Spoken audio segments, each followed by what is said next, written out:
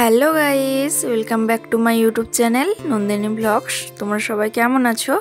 আশা করছি ভালো আছো। আমরাও কিন্তু মোটামুটি ভালোই আছি। তো চলে এলাম আবারও একটা নতুন ভিডিও নিয়ে। আর এখন বাজে সকাল 7:30 মতন। দেখছো তো হালকা হালকা রোদ দিয়েছে। তো এখন থেকে আমি ভ্লগটা স্টার্ট করলাম। তোমরা ভিডিওটা স্কিপ না করে পুরোটাই দেখতে থাকো। আজ ঘুম থেকে উঠতে না অনেকটাই দেরি হয়ে গেছে, তাই ফার্স্টে উঠে এই যে মারুলিটা দিয়ে নিলাম।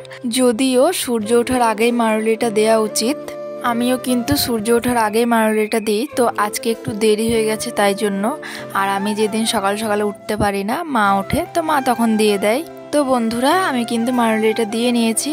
আর এই যে এখন উঠোনটা ঝাড় দিয়ে নিচ্ছিলাম।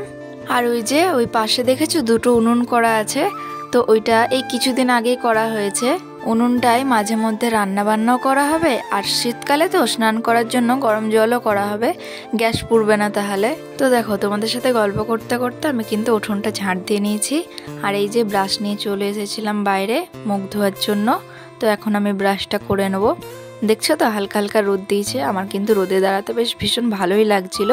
শীতকালে কিন্তু এরকমই মিষ্টি মিষ্টি রোদ ভালো লাগে। আর ওই যে কড়া খুব একটা রোদ দিয়ে দেয়, তো সেটা কিন্তু একদমই ভালো লাগে না। তো যাই হোক, ব্রাশ করার পরে চলে গেছিলাম রান্নাঘরে গিয়ে চাটা করে নিলাম। আর এই যে এখন বসে বসে চা খাচ্ছিলাম। আর এই যে মুরগির বাচ্চাগুলো খেলা করছে, এদেরকে খেতে দিয়েছিলাম, তো সেগুলোই খাচ্ছিল। তো চাটা খাওয়ার পর দেখছি ভাই উঠে পড়েছে। তো ওকে ব্রাশ করার পর এই যে এখন ওকে চা খাওয়াচ্ছিলাম। ও কিন্তু নিজে নিজেই খাই। ওর কি হয়েছে বলতো, ওকে কালকে ইঞ্জেকশন দিয়েছে বলে হাতে প্রচন্ড ব্যথা। আর আজকে তো সোয়েটারও পরতে পারিনি, মানে এতটাই হাতে ব্যথা। সত্যি বলতে আজকে সারা দিনটা বাড়িতে ছিলাম আমি। আর ভাই যে এতটা চুপচাপ ছিল, মানে কি বলবো। ও সারাদিন বাড়িতে থাকলে বাড়িটা তো পুরো একবার হইচই মাতিয়ে রাখে। সেই জিনিসটা আজকে ওর মধ্যে কিছু দেখতেই পেলাম না।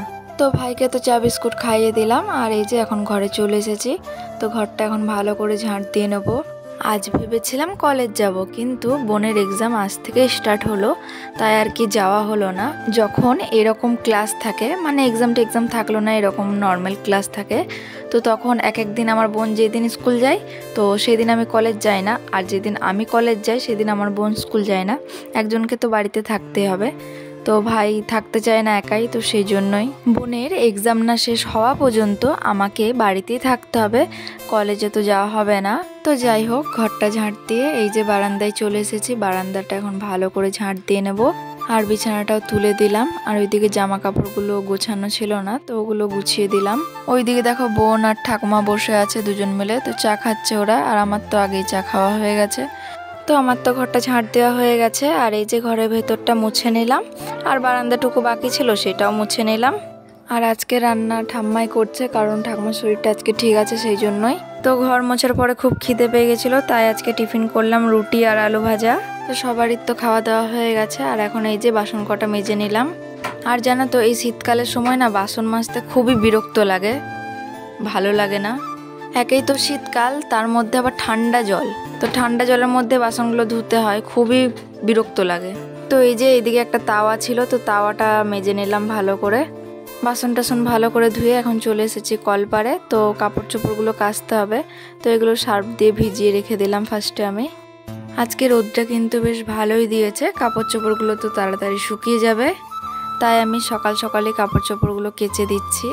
আর একটা কথা তোমাদের তো বলতে ভুলেই গেছিলাম, আমাদের এখানে একটা কালী মন্দির আছে, তো সেখানে খুব ধুমধাম করে কালী পুজো হয়। তো আর কিছুদিন পরই হবে সেই পুজোটা। তো আমি যদি সেখানে যাই তোমাদের সাথে অবশ্যই ভিডিওটা তখন শেয়ার করব। তো এখানে যখন ঠাকুরটা পাল্টায়, তো তখন এমনই একটা ওখানে জিনিস হয়, তো সেটা দেখার জন্য অনেক অনেক সবাই ওখানে আসে, প্রচণ্ড ভিড় হয়, সবাই তো দেখে অবাক হয়ে যায়। আমি কিন্তু আর সেটা তোমাদেরকে বলছি না। তো আমি যখন যাব তো তোমাদের সাথে সেদিনকার ব্লগটা অবশ্যই শেয়ার করবো। আর তোমরা কিন্তু ব্লগটা দেখো, তবে বুঝতে পারবে, তোমরাও সেটা দেখে অবাক হয়ে যাবে। তো এই যে কাপড় চোপড় তো কাঁচা হয়ে গেল। আর এখন কাপড়গুলো সব মেলে দিয়েছি। আর তোমরা তো জানোই, এই তো বললাম যে ভাইকে ইঞ্জেকশন দিয়েছে, তাই জন্য ওকে আর আজকে স্নান করায়নি। তো ওকে গা হাত পা মুছিয়ে দিয়েছিলাম। আর এই যে জামা টামা পরিয়ে মাথা আঁচড়ে দিলাম। তো তারপরে এই যে এখানে বসে বসে মাছ বাছছিলাম। ভাইয়ের তো শরীরটা ঠিক নেই, কাল রাত্রেবেলায় জ্বর এসেছিলো, তো খাবার দাবার সেরকম খেতেও পারছে না, তাই ওর জন্য মাছটা নেওয়া। তো গাইস, মাছ টাছ তো বাছা হলো, এখন যাবো স্নান করতে। স্নান টান করে আসি, তারপর তোমাদের সাথে দেখা হচ্ছে। চলো টাটা। তো গাইস এই যে স্নান টান করে চলে এসেছি ঠাকুর ঘরে, আর এখন পুজোটা দিয়ে নিচ্ছি আমি।